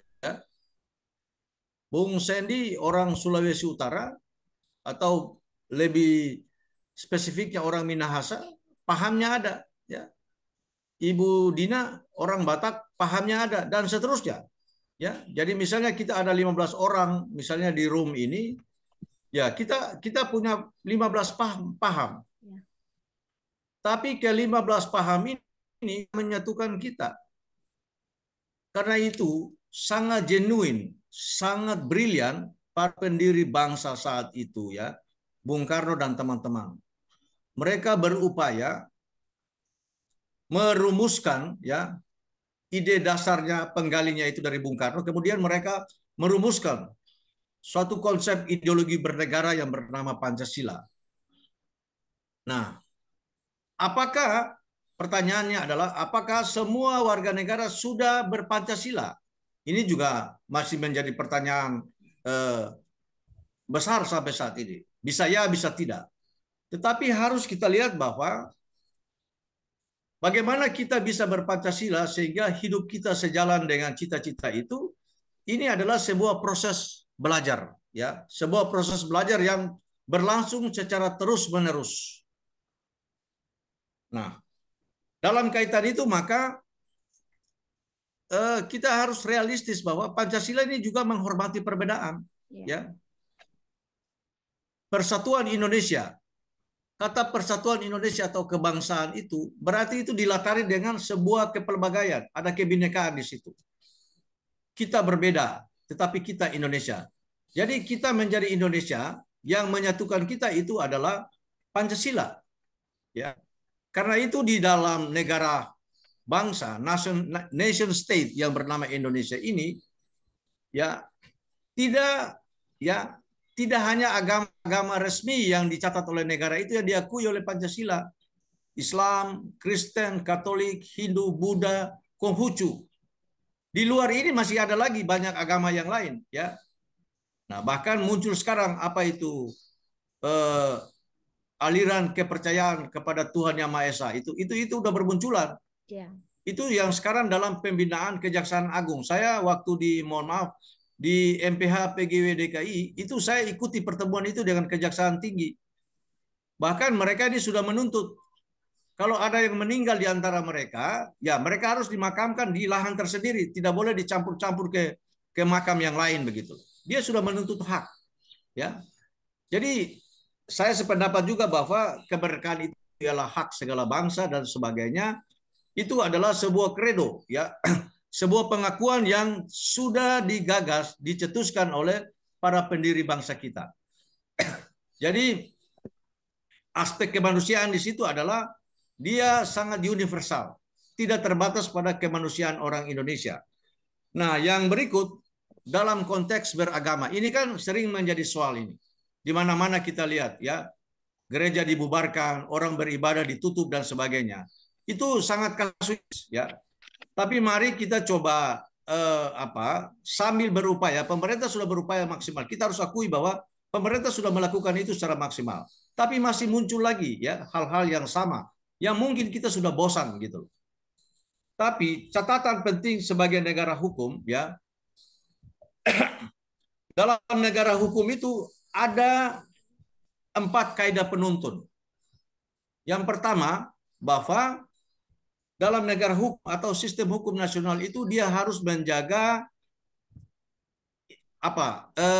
keutuhan, ya, keutuhan ideologi maupun keutuhan teritori. Yang kedua, bahwa dalam sistem hukum nasional atau negara hukum Indonesia itu, hukum itu harus didasarkan pada demokrasi dan nomokrasi. Dan yang ketiga, hukum atau hukum nasional kita tuh harus mampu menjaga keseimbangan. Ya, kita tidak anti orang kaya, ya. Siapapun kita di forum ini pun kita pasti pingin jadi kaya. Tapi kaya yang seperti apa? Bukan menjadi kaya lantas menindas yang lain. Ya. Jadi harus ada keseimbangan di sini, ya. Karena itu yang disebut keadilan sosial itu sangat relevan dalam konteks kita berbangsa. Nah, yang keempat itu adalah dalam negara hukum atau sistem hukum nasional kita harus mampu menjaga toleransi kehidupan beragama yang berkeadaban. Jadi ada kata kunci yang digaris bawahi di sini adalah yang berkeadaban. Tidak boleh serta-merta karena saya lebih banyak sehingga Anda nggak perlu hadir di sini. Itu nggak bisa. Tadi saya nonton rekaman percakapan siapa ya? Abangda Pak John, dua John sini, John Panggabean dan Profesor John Piris, ya, di grup kita saya nonton tadi. Tidak boleh, ya, tidak boleh karena di sini mayoritas Kristen, tidak boleh bangun masjid, misalnya ada umatnya di situ, itu nggak boleh seperti. Sebaliknya juga begitu. Nah, ini kan sekarang kita diuji nih, yang seperti ini kita diuji. Mampu nggak kita bisa menerima kepelbagaian itu? Mampu nggak kita bisa menerima perbedaan-perbedaan seperti itu? Ini yang sekarang kita sedang diuji, yang kaidah yang keempat ini, ya. Mampu menjaga toleransi beragama yang berkeadaban. Di sini yang menjadi tantangan kita. Kemudian Bung Felix, Bung Ansel, mohon maaf, Bung Ansel. Jadi dalam aktivitas pembangunan itu, ya, apa yang Anda sampaikan tadi menarik, ya, itu kan menyangkut dalam segala aspek. Kita harus kembali kepada tujuan negara kita. Tujuan negara kita itu di mana? Yaitu di alinea keempat. Ya, Alinea keempat itu adalah ada 4 itu. Mewujudkan ya, mencerdaskan kehidupan bangsa. Ya, untuk kemudian apa lagi? Yang berikut adalah soal ya ada 4 lah, ada 4 itu ya. Mencerdaskan, memajukan kesejahteraan umum, ya, melaksanakan ketertiban dunia, dan ada satu lagi saya lupa. Harus kembali ke situ. Jadi apapun yang kita lakukan, kita tidak boleh keluar dari situ, ya. Tetap pada koridor itu, baik dalam konteks nasional maupun dalam konteks lokal, provinsi, kabupaten, kota, atau sampai terendah. Kita tidak boleh keluar dari situ. Nah, yang karena apa, ambisi politik, ya, ambisi politik sehingga dia serempet-serempet bahaya gitu loh. Mohon maaf, di daerah-daerah tertentu muncul perda-perda, ya, saya sebut saja misalnya perda syariah, ya, perda syariah ini bukan diperjuangkan oleh, mohon maaf, bukan partai-partai yang berlatar belakang Islam, bukan. Kebanyakan itu partai-partai yang nasionalis juga yang memperjuangkan perda syariah ini. Tapi sesungguhnya bukan untuk mewujudkan kepentingan umatnya, tapi untuk kepentingan politiknya gitu loh.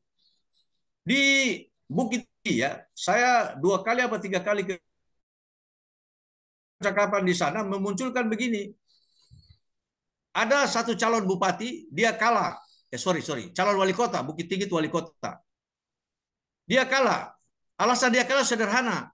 Karena pada saat dia kampanye itu, kalau saya terpilih, ya saya akan memberi kesempatan ruang bagi umat Kristiani untuk bangun gereja. Gara-gara itu sehingga dia nggak terpilih gitu loh.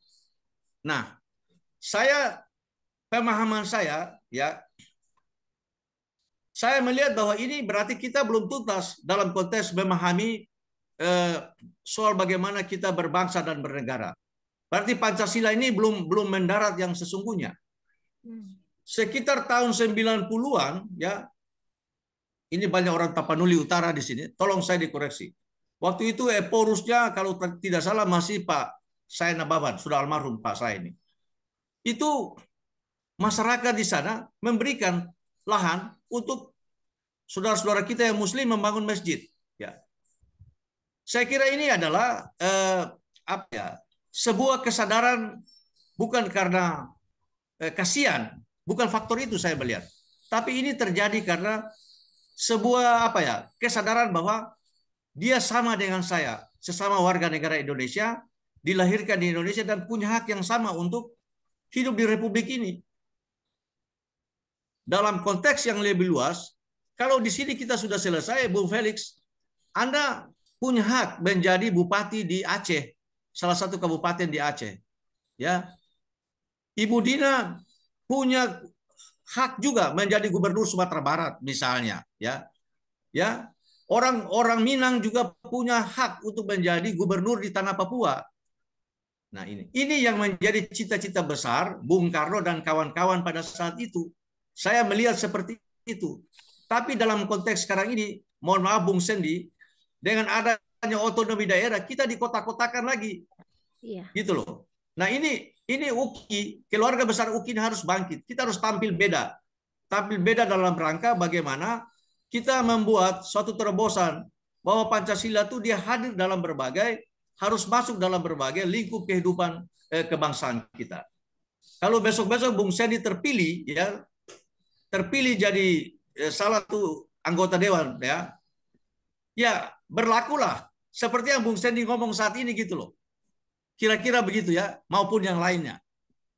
Kita jadi advokat juga, menjadi advokat yang memang berjiwa Pancasila.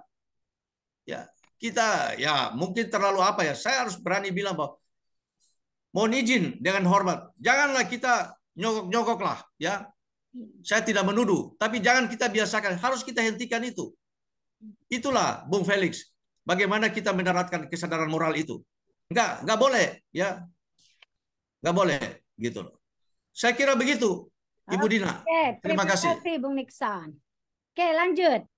Bung Rizal Fahmi, mau kasih pendapat atau mau menyangga atau mau curhat tentang ideologi kita? Atau ini Mbak Grace Matilda? Mbak Elna, silakan. Bung Aldi, Bung Daniel, Tanamal, ada lagi? Pak Dwi, Bung Dwi Rusyanto, masih ada lagi? Silakan. Bung Arnando JP Siregar, silakan. Kita Bung ya, supaya kita egaliter ya. Ya Bang, Bang juga boleh. Silakan, Bang Arnando. Maaf Bu, ini baru join, maaf. Oh, beliau baru join, bukan mau ngobrol. Bung Andi? No.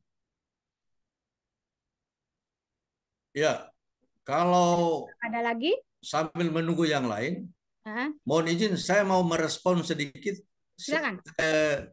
poin yang disampaikan oleh Bung Sandy tadi Hmm. soal proporsional tertutup atau terbuka. Oh iya, ini yang menarik. Ya, ini memang berbagai kepentingan yang muncul dan realitanya sekarang para caleg kan sudah mendaftar Ya. di partai masing-masing, kemudian bahkan sudah ada beberapa partai yang mendaftar ke KPU, paling tidak di kabupaten kota lah. Ya. Itu sudah ada ya. Di Maluku Utara itu sudah ada. Setahu saya di kalau nggak salah di Halmahera Selatan, Kabupaten Halmahera Selatan itu Partai Gerindra itu sudah mendaftar calegnya di KPU Kabupaten setempat. Iya. Nah, saya juga sering ditanya, Kakak, Bung, ini tertutup kan terbuka? Atau tanyanya begitu. Saya bilang, saya bukan Mahkamah Konstitusi. Iya. Itu si siapa tuh sudah ngomong kok, yang profesor yang dulu Wakil Menteri Hukum HAM sudah bicara. Denny Indrayana. Ya, Profesor Dedi sudah bicara. Iya, itu kata dia toh, tapi bukan kata Mahkamah Konstitusi. Nah, cuma saya mau menyampaikan begini, moderator dan kawan-kawan sekalian, sebenarnya ya gugatan atau uji materi yang disampaikan oleh PDIP ya atau fraksi PDIP ke Mahkamah Konstitusi itu terlepas dari soal kepentingan praktis partai itu ataupun yang lain tidak setuju itu soal lain. Tapi saya mengajak saudara untuk melihat pada pasal 23E ayat 3 Undang-Undang Dasar 45. Pasal 23 ya? Ya, pasal 23E ayat 3 Undang-Undang Dasar 45. Dia berbunyi begini. Peserta pemilihan umum untuk memilih anggota Dewan Perwakilan Rakyat dan anggota Dewan Perwakilan Rakyat Daerah adalah partai politik. Jadi Undang-Undang Dasar bilang begitu ya? Ya, ini ayat 3 nih, pasal 23E. Nah, atas dasar ini, maka sesungguhnya yang benar itu adalah milih partai. Bukan milih calegnya, bukan milih orangnya. Jadi tertutup. Ya, saya melihat begini, saya termasuk pelaku 98 juga nih saya kan, termasuk 98 saya ikut demo bersama Adian Napitupulu dan kawan-kawan waktu demo. Nah, kenapa dia jadi terbuka seperti ini? Ini kan terlepas dari tidak terlepas dari pemilu-pemilu pada era Orde Baru ya. Pemilu Orde Baru itu kan mulai tahun 71 sampai dengan tahun 97. Itu sistem tertutup. Sangat tertutup. Kita milih partai ya. Jadi nomor istilahnya kalau nomor urut peci itu udah pasti dapat kursi ya. Kalau nomor urutnya sepatu, Bung Sedi itu jangan harap. Kita berdoa jungkir balik pun nggak dapat itu ya. Gitu. Apalagi kalau bukan Partai Golkar saat itu ya. Kalau P3 PDI susah. Saya tuh hafal mati ya. Saya hafal mati. Kalau di Maluku itu ya, kalau tidak salah tuh Maluku itu 7 kursi tuh saat itu. Seluruh Maluku belum Pemekaran. Dari 7 kursi itu Golkar 5 ya. P3 1. PDI 1. Itu saya hafal gitu. Jadi gitu yang terjadi. Seluruhnya seperti itu. Dan aturan-aturan yang berlaku pada saat itu juga sangat represif. Ya, misalnya kita ingat ada undang-undang yang mengatakan begini, Undang-Undang Nomor 3 tahun 75 tentang partai politik dan Golkar. Bayangkan judulnya. Yang ikut pemilu itu bukan cuma partai politik tapi Golkar. Ya, Golkar tidak sebut partai Golkar tapi golongan karya. Tapi dia ikut pemilu. Dan sepanjang pemilu Orde Baru, mohon maaf, Golkar tidak pernah kalah. Golkar menang terus itu. Ya, dia terus menang. Dia tidak pernah kalah. Nah, sangat represif ya. Hukum saat itu sangat represif. Nah, praktek-praktek inilah, Ibu Moderator, ketika kita memasuki era reformasi, ini kita kampanyekan bersama saat itu.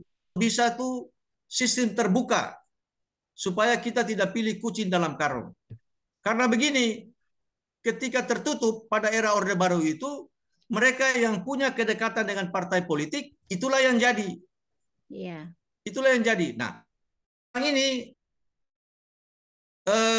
ada beberapa alasan yang disampaikan oleh para ahli maupun mereka yang katakanlah seaspirasi dengan pemohon ini.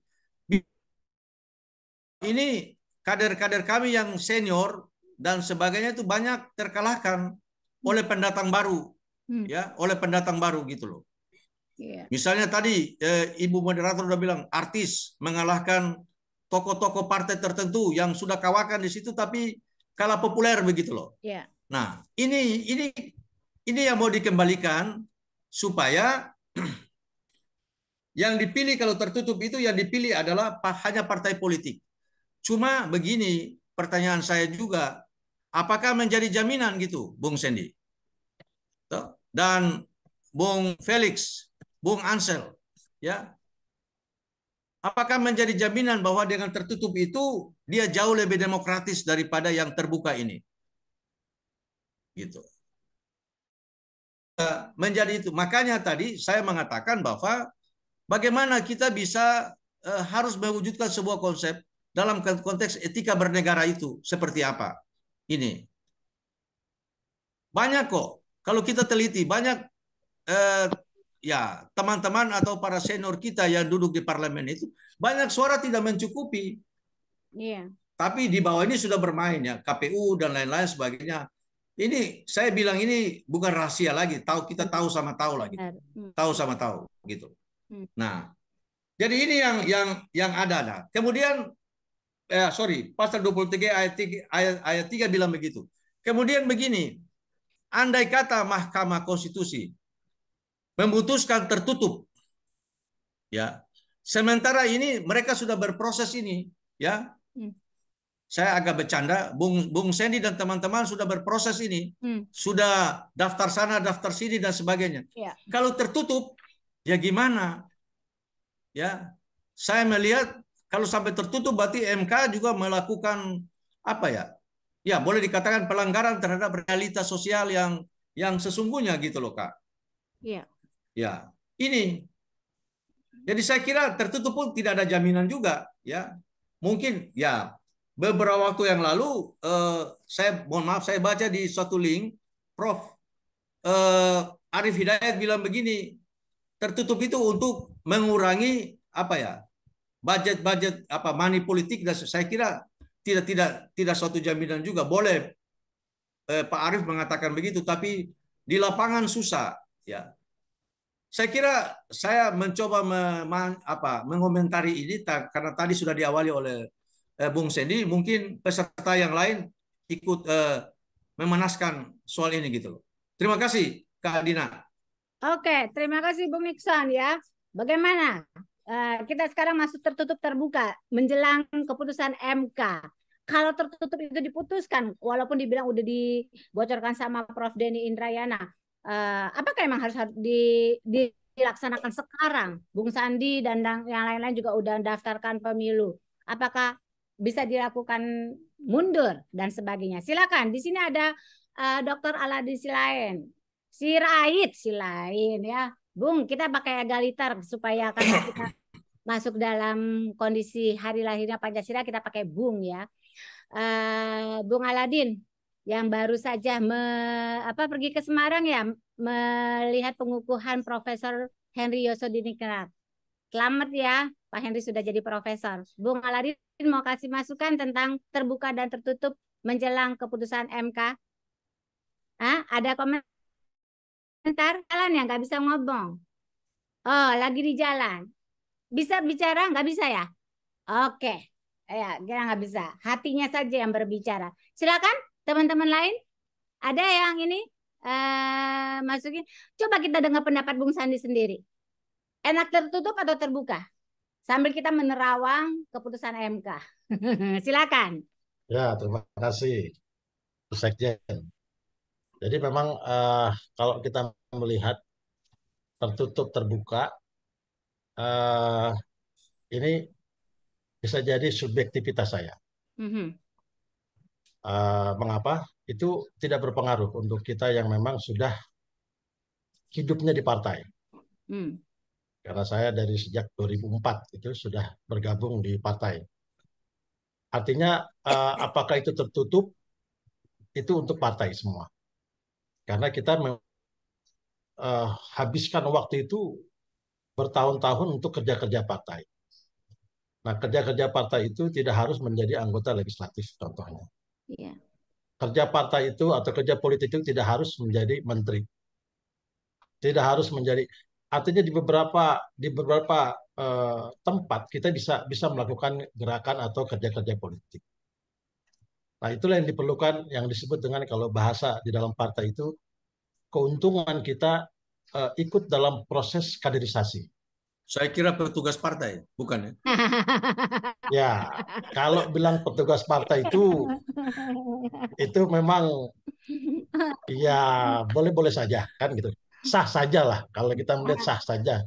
Karena memang petugas partai melakukan semua program-program yang tentunya ujung-ujungnya adalah untuk masyarakat. Nah, kalau logika itu atau apa ya? Pola pikir kita atau hati kita sudah masuk di dalam kerja-kerja partai politik ini, itu tidak akan berpengaruh. Apakah tadi kita sudah daftar? Artinya kan ini sudah mulai transaksional gitu kan? Yeah. Sudah daftar, saya sudah buang waktu, begini segala macam, akhirnya sekarang tertutup. Saya nggak mau kerja karena saya nomor 2, nomor 3, nomor 4, nomor 5, atau sampai kalau itu ada kursinya 9, saya nomor 9 terakhir, nomor sepatu. Nah, kesadaran itu yang memang ketika masuk kepada tadi yang Nixon sampaikan itu, ketika masuk tadi misalnya terbuka, ya kemarin beberapa waktu ini kan terbuka, hadirnya kaum kapitalis kah, atau kaum dinasti, ya kan, atau kaum popularitas, karena popularitas, ya kan, itu apakah itu disebut orang-orang yang instan. Nah, bagi orang yang sudah memang di dalam partai sendiri itu, sudah bekerja di partai, memang sudah mendedikasikan diri atau hidupnya itu di partai, itu buat kita yang sudah di partai itu, ya itulah fakta. Apakah kita ini dengan modal yang pas-pasan, ya misalnya gitu ya, pas-pasan kita akan bertarung dengan mereka yang kaum kapitalis, itulah kita ini dianggap kalau bahasa kita di dalam itu adalah, ini kitalah petarung. Inilah kita bertarung. Sehingga kita tidak bisa lagi kita mulai mengfragmentasikan atau mengkotak-kotakan, wah ini orang kapitalis, ini orang populer. Iya, silakan aja kita bertarung di lapangan. Nah, sehingga kalau tadi seperti ya kita tadi Bung Nixon sudah sampaikan, misalnya alumni kita ya, Adian Apitupulu. Artinya kerja-kerja politiknya itu sudah nyata di masyarakat. Yeah. Melakukan advokasi. Ini kan sebenarnya masalah konsistensi. Yeah, konsistensi kita ini sebenarnya kita ini mau di partai hanya untuk mengambil satu posisi, atau memang kita kerja partai untuk masyarakat. Jadi mau tidak mau rewardnya itu masyarakat akan memberikan reward buat kita. Masyarakat akan menilai kita. Sehingga ketika nanti kaum kapitalis datang atau orang yang orang yang misalnya punya popularitas hadir itu tidak akan menggoyahkan konstituen itu atau para pemilih itu. Mereka tetap akan memilih orang yang memang nyata-nyata kerja di masyarakat. Nah, ini sebenarnya apakah ini demokrasi atau tidak? Ya ini demokrasi, bagian demokrasi. Tertutup maupun terbuka itulah bagian daripada demokrasi. Artinya kita ini punya pilihan dalam hidup. Kita menjadi advokat, let's be advocate. Kalau kita menjadi politisi, let's be politisi. Artinya apa? Harus melewati kaderisasi itu, proses kaderisasi itu. Nah, apakah nanti contoh tadi misalnya ada kaum ada kapitalis yang tidak, ya itu tadi alam juga akan menjawab. Contoh ketika kita di dalam ruang parlemen, mereka yang tidak pernah mengikuti proses kaderisasi, mereka yang tidak pernah mengikuti proses hadir di masyarakat untuk memberi memberi berbagai macam kontribusi lah kepada masyarakat, ya kan? Nah, itu nanti itu secara alam itu akan terlihat mana yang memang tidak melewati proses kaderisasi, mana yang hanya ya karena kapital misalnya, hanya karena popularitas. Nah, memang nanti di ruang-ruang tertentu itu ada juga perasaan, karena saya suka beberapa kali dibisikkan sama seseorang gitu loh. Waduh, bro, gue nggak bisa jawab kalau soal ini. Bro, gue nggak ngerti nih maksudnya apa. Bro, ini apa nih maksudnya? Ya, saya juga menyadari karena orang tersebut ya instan. Sehingga konsekuensi-konsekuensi yang tadi dia harus terima di tengah-tengah ruang-ruang politik itu, dia akan pada sedikit tersingkir atau diasingkan karena belum tentu juga.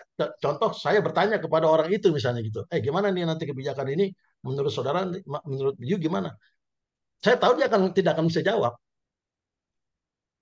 Nah, itu konsekuensi alam atau ya nanti secara alamnya akan terseleksi mana yang memang orang yang sudah berjibaku ya berdarah-darah di dalam politik, partai politik, mana yang hanya oportunis misalnya begitu.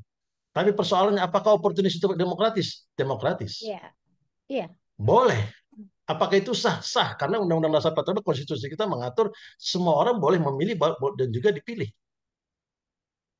Nah, hanya pesimistis itulah nanti yang inilah mulai kita sosialisasikan. Ya kan? Apakah itu jadi hal yang membuat kita pesimis atau tidak? Itu kembali kepada pilihan. Kalau kita mau kerja untuk masyarakat, jadi partai politik. Apakah kita habiskan waktu di situ? Yes. Kita akan menghabiskan waktu. Kadang waktu kerja kita orang sudah tidur, kita masih ngomongin bagaimana negara ini harus dijalankan. Bagaimana menyelesaikan masalah kemiskinan. Bagaimana menyelesaikan masalah isu-isu ini. Kita sampai jam 6 pagi, jam 7 pagi kadang-kadang. Lalu kemudian kita sudah daftar nih ya. Daftar, aduh tertutup. Udahlah, nggak mau kerja lah. Saya nomor sepatu misalnya gitu kan. Itu sepertinya sudah yang tadi kalau bahasa Bung Nixon sudah selesai. Persoalan itu sudah selesai. Kalau orang yang memang sudah hidup di dalam partai itu sudah selesai. Bahwa setiap 5 tahun itulah pertarungan kita. Bagaimana kita meraih legitimasi itu sebagai misalnya wakil rakyat atau dalam kontestasi tertentu misalnya pemilihan daerah, ya kan kepala daerah. Disitulah nanti kita akan melihat kerja-kerja kita selama ini. Mungkin begitu. Ya, jadi konkretnya Bung Sandi lebih prefer yang mana? Tertutup terbuka? Ya, tadi mohon izin Bu Sekjen. Karena kita memang kerjanya sudah di partai, tertutup terbuka itu buat kita jalani semua. Oke. Ya. Oke, ada masukan atau ada sanggahan? Kita masuk. Karena ini adalah isu yang juga saat ini ditarik-tarik di dalam dasar negara kita. Yang mana nih yang demokrasi? Silakan, Bung Yusri Salfahmi, ada masukan, ada sanggahan, silakan. Saya sudah cukup jelas dengan keterangan penjelasan dari Pak Sandi Nayawan sama Pak Nixon. Kalau boleh bertanya, bisa Ibu? Silakan. Ya, terima kasih. paparan Pak Nixon dan Pak Sandi Nayawan. Izin bertanya, tadi juga disampaikan bahwa di judul ini Pancasila dalam berbagai tarikan kepentingan. Saya melihatnya dari sudut pandang politik, tarikan sangat besar. Lihat sejarahnya bahwa Pancasila lahir di 1 Juni atas gagasan Pak Soekarno, lalu di 22 Juni BPUPKI melakukan perubahan, dan akhirnya di 18 Agustus 45 disempurnakan menjadi 5 dasar itu. Baru-baru ini seorang tokoh politik menyampaikan dalam pidatonya, apabila Pancasila itu diperas lagi menjadi Trisila, menjadi Ekasila, akan menjadi kuat gitu, menurut beliau. Pertanyaan saya, apakah ini ada potensi untuk merubah kelima dasar itu, akan menjadi sebuah ancaman tentunya ya, atau sebuah penguatan yang nantinya ini sebuah upgrade menjadi lebih baik. Dan yang pertanyaan kedua, dari 5 dasar itu apakah itu sudah final atau masih boleh dirubah lagi menjadi 3 ataupun 1? Terima kasih. Mohon penjelasannya Pak Sandi dan Pak Nixon. Terima kasih Ibu Dian. Ya, terima kasih Bung Farisal ya. Dikatakan bahwa Pancasila ada di pembukaan Undang-Undang Dasar 45. Dan dikatakan kalau pembukaan itu adalah dasar dan Pancasila ada di pembukaan, kalau merubah pembukaan Undang-Undang Dasar 45 bubarlah Indonesia. Tapi untuk jelasnya kita silakan Bung Nixon. Silakan Bung Nixon. Jadi pertanyaannya, apakah dengan diperasnya Pancasila menjadi Ekasila atau Trisila itu merupakan perubahan daripada dasar negara atau itu upgrade? Ya, baik. Terima kasih Bung siapa? Farisal. Yusrisal Fahmi. Ya, memang kalau kita coba lihat dalam konteks kesejarahan atau historisnya, sebenarnya mau diperas jadi 1 tuh bisa juga 5. Tinggal satu kalimat, yaitu gotong royong. Ya, itu bisa saja, itu bisa dilakukan. Ya, tapi dia menjadi 5, ya tentu menjadi 5 sila ini kan tidak terlepas juga dari konteks, ya konteks bangsa dan negara kita ya yang bernama Indonesia ini. Jadi saya melihat bahwa dari konteks historis sejarah itu, para pendiri bangsa ini atau para pembentuk negara ini, the founding fathers and mothers itu, mereka sudah punya visi jauh ya, sudah punya visi jauh ke depan. Nah, kalau misalnya Mas Fahmi bisa, mohon maaf, kalau sudah pernah membaca bukunya Pak Yudi Latif yang judulnya Negara Paripurna, itu tergambar ya, dia menguraikan tentang sila pertama sampai dengan sila kelima. Ya, disitulah terbaca dengan jelas bahwa Bung Karno itu berjiwa besar. Dia menggali Pancasila itu, ya, dan disepakatilah atau pada 18 Agustus itu disahkan menjadi Pancasila dengan 5 dasar itu. Tetapi untuk sampai pada rumusan 5 dasar pada 18 Agustus itu melewati proses yang cukup alot juga, ya. Cukup alot juga. Tadi awal-awal kita sudah coba bicarakan itu. Tapi Bung Karno di sini begitu dia begitu berjiwa besar.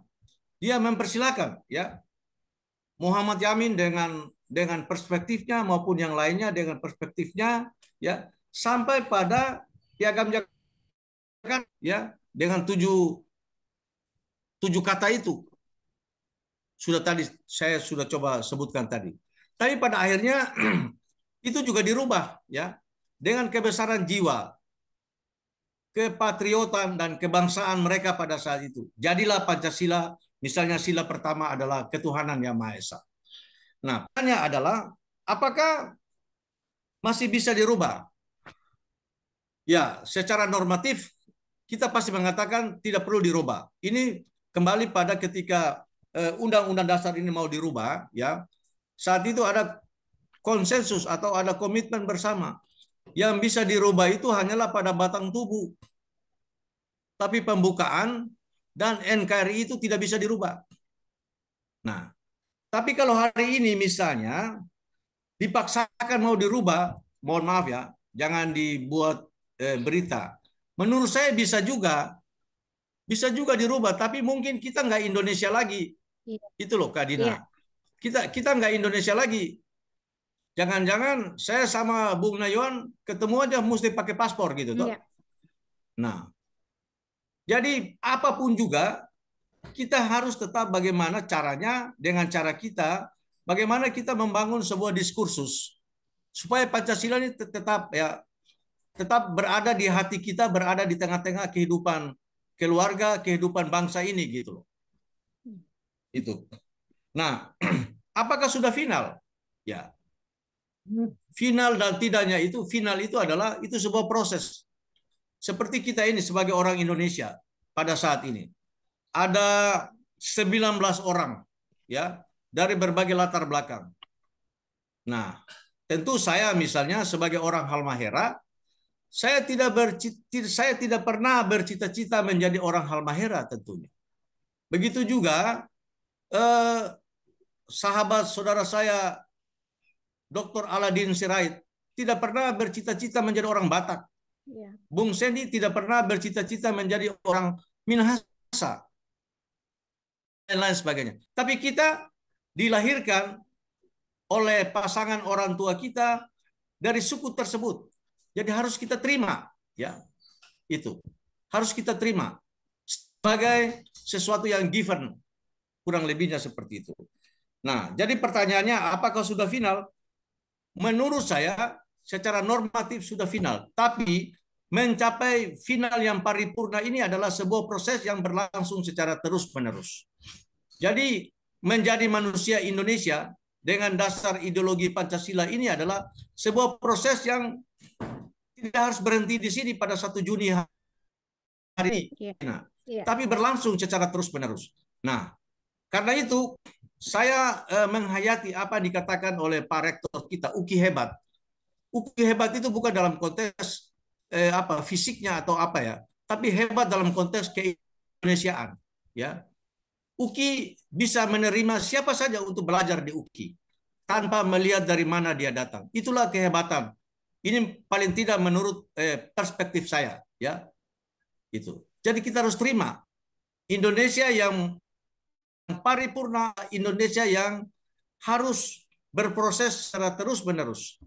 Bung Felix dari Flores kah atau dari mana? Bung Yusrisa. Iya, Flores, Pak. Dari Flores toh? Iya. Nah, dan lain sebagainya. Jadi di sini kita belajar. Saya bisa mengenal atau ibu bapak bisa mengenal satu dengan yang lain. Di sinilah kita Indonesia. Nah, kita bisa ketemu ini karena satu kata tadi, Pancasila. Kalau tanpa ini mungkin kita nggak, ya mungkin temu tapi dalam konteks yang lain, ya. Nah, di sini. Jadi menurut saya secara normatif final. Tapi final sesungguhnya ini adalah proses ajar yang berlangsung secara terus-menerus. Terima kasih, Ibu Moderator. Iya, terima kasih, Bung Niksan. Silakan dari Bung Sandi Nayawan. Ya, terima kasih Bung Rizal ya. Kalau saya melihatnya, apakah Ekasila itu merupakan penguatan, ya kan? Nah, kalau masalah penguatan itu tergantung bagaimana kita melihat nanti. Apa kita dapat merubah Pancasila, menggugurkan Pancasila, itu bisa. Tapi misalkan apakah eksistensi Pancasila itu tetap ada atau tidak? Karena kita melihat bahwa tekanan globalisasi dan kemudian tekanan ekonomi itu dapat merubah nilai-nilai yang ada di dalam Pancasila. Kemudian tekanan digitalisasi terbukanya informasi yang luas tanpa batas, tanpa bisa dihalangi atau dibatasi oleh tembok-tembok apapun.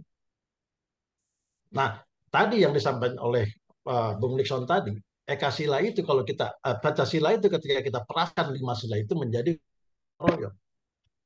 Nah, inilah gotong royong kita, salah satu wujud realisasi gotong royong itu ya dengan yang saat ini kita sedang lakukan.